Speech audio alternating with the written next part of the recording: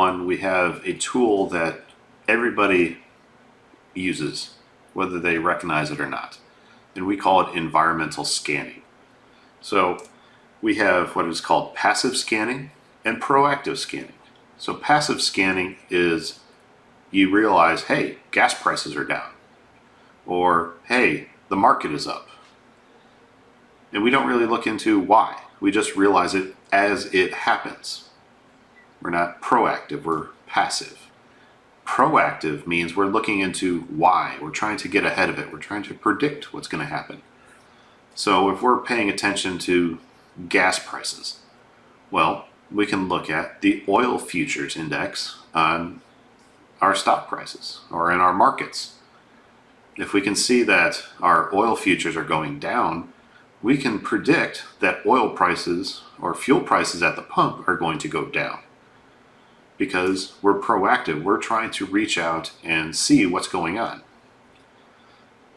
And the same thing, once we see that, we can try to avoid problems that may happen. So if we're an oil company and we see that, hey, gas prices are going to go down because oil futures are down, well, we might try to influence that by reducing production, which may reduce the supply.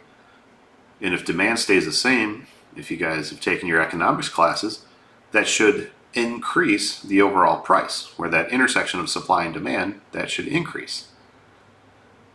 So that's one way proactive scanning can help a business. Where passive scanning, you're not doing that. You're just seeing it as it is. You're reading the newspaper and going, oh, that happened.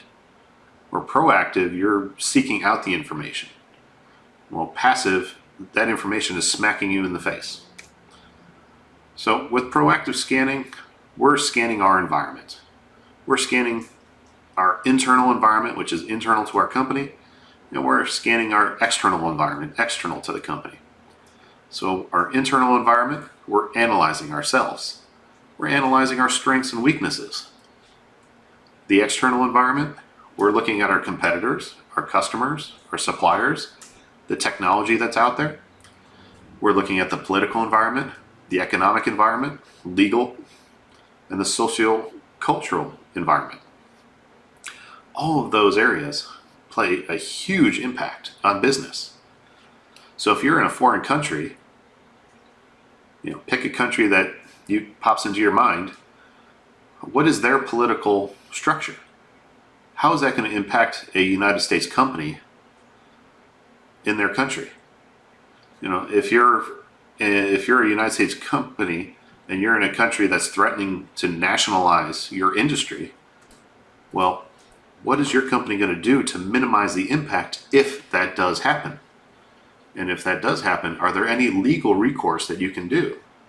If you get ahead of this, instead of just being passive and trying to think of, oh, what am I going to do once it happens? You might have some opportunities that come up rather than only dealing with the threats as they happen. So make sure that you analyze this. Now, I'm not sure if you've noticed, but we have SWOT.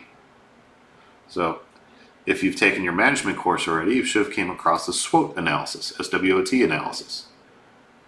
And if you haven't yet, so we have our positive internal factors are our strengths. Our negative internal factors are our weaknesses. And our positive external factors are our opportunities. And our negative external factors are our threats. So you want to do this analysis on all sorts of different areas that you can. I've done it for a 5K race in North Carolina. I evaluated 3 cities in North Carolina to determine which was the best city to do a 5K race. I evaluated Charlotte, Raleigh, and Wilmington, North Carolina. And it turned out that Raleigh, North Carolina was the best based on the factors that I was looking at. Previous races, support from the local government, all these different factors. How easy is it to get a permit? Or the support from the local police and fire departments. Because if you're going to have a 5K race with thousands of people coming, you're going to need fire department support because you're going to need paramedics in case something goes wrong. You're going to need the police department to shut down roads. You're going to need the city government to support it. And you might need county government to support it depending on certain laws and ordinances.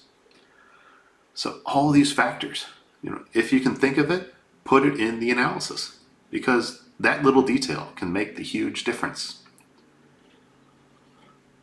So when we're doing our environmental scanning, it's not just a quick snapshot. It is a constant evaluation of what's going on in the world. If you're just a passive scanner, I highly encourage you to become a proactive scanner. Get out there, take a look at things, look at why things are happening, not just picking up the Wall Street Journal, USA Today, the local paper. Don't just read the stories, look at why it's happening. And that way you can be more informed, so when your boss asks what's going on, you're informed and you look that much better to your boss. And when they're looking for somebody to promote, they know that you're on the ball and you're the best one for the job.